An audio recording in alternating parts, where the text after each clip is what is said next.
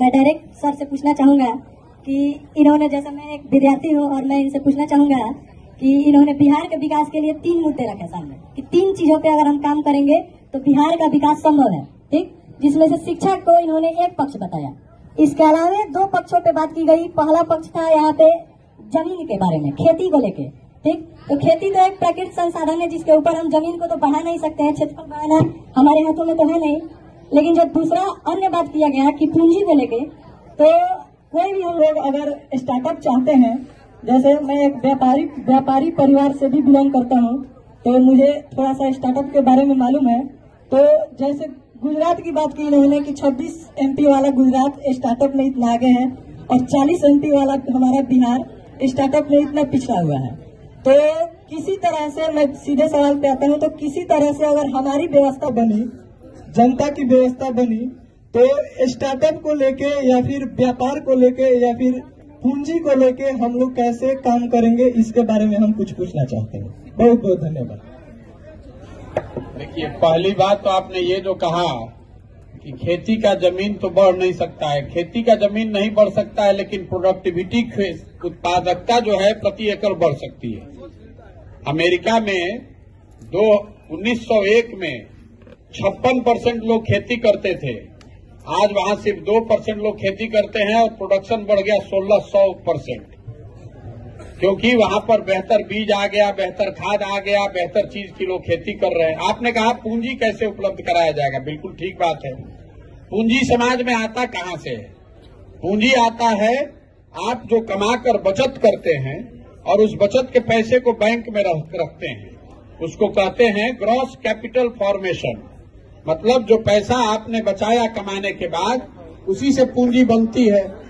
आप बैंक में पैसा रखते हैं और बैंक वाले पैसे को वापस समाज में ऋण के तौर पर देते हैं, चाहे स्टार्टअप के लिए दें, खेती के लिए दें, घर बनाने के लिए दें, गाड़ी खरीदने के लिए दें।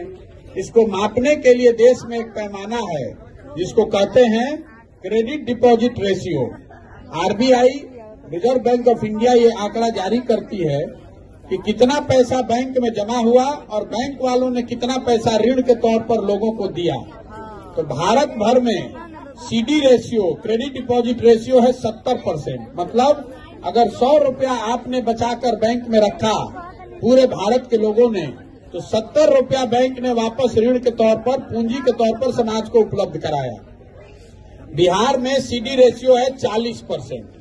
तो इसका असर ये हुआ कि पिछले साल, जैसे पिछले साल को अगर आप एग्जाम्पल ले लीजिए, तो बिहार की गरीब जनता ने 4,21,000 करोड़ रुपया हमने आपने बिहार के बैंकों में जमा कराया। 4,21,000 करोड़ रुपया अपने बचत का। चूंकि CD रेशियो 40% है, तो बिहार को लोगों को ऋण के तौर पर मिला 1,61,000 करोड़ रुपया। मिलना चाहिए था कितना? 2,80,000 करोड़। तो ये पैसा गया कहाँ? ये पैसा गया उन राज्यों में जहां पर स्टार्टअप चल रहा है, जहां फैक्ट्री लग रही है, जहां स्वरोजगार हो रहा है। कर्नाटक में, महाराष्ट्र में, तेलंगाना में, आंध्र प्रदेश में, केरल में, गुजरात में CD रेशियो है 90, 95, 105। मतलब वहां के लोगों ने अगर 100 रुपया जमा किया तो बैंकों ने 90 रुपया वापस ऋण के तौर पर दिया। अब इसका एक आंकड़ा आपको दे देता हूं, याद रखिएगा। लालू जी मुख्यमंत्री बने 1990 में। 1990 से लेकर पिछले वित्तीय वर्ष तक 32 वर्ष में बिहार में बैंकों ने बिहार के लोगों की बचत की राशि 26,35,000 करोड़ रुपया दूसरे राज्यों में शिफ्ट कर दिया, दूसरे राज्यों में जाकर लोन दे दिया। तो आपको पूंजी मिलेगा कैसे?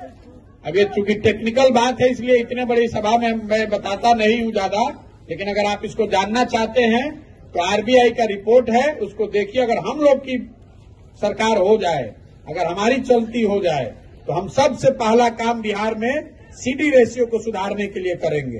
क्योंकि ये बैंकों की अपनी मनमानी नहीं है कि जितना मन होगा पैसा लीजिए और ऋण दीजिए। ये बैंकों पर कानूनन उन पर ये जिम्मेवारी है कि आपको 70% पैसा यहाँ ऋण के तौर पर देना है। लेकिन जैसे यहाँ टीचर और अधिकारी मुख्यमंत्री का बात नहीं सुन रहा है, वैसे बैंक वाला भी बात नहीं सुन रहा है।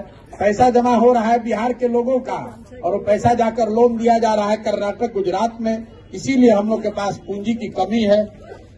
इसका आपको एक देखने को मिलता होगा कि आप यहाँ घर का लोन लेने जाते हैं तो आपको 10-20 हजार रुपया घूस देना पड़ता है। वही बैंक जब दिल्ली में आप लोग घर खरीदने जाइएगा तो बैंक वाला आकर आपको गिफ्ट दे रहा है, ये बता रहा है कि हमारा इंटरेस्ट, हमारा ब्याज दर कम है, हमारा ब्याज दर कम है, हमसे लीजिए लोन। तो जो बैंक वहां आपको दौड़ाकर लोन दे रहा है, बिहार में वही बैंक लोन देने के लिए आपसे घूस मांग रहा है।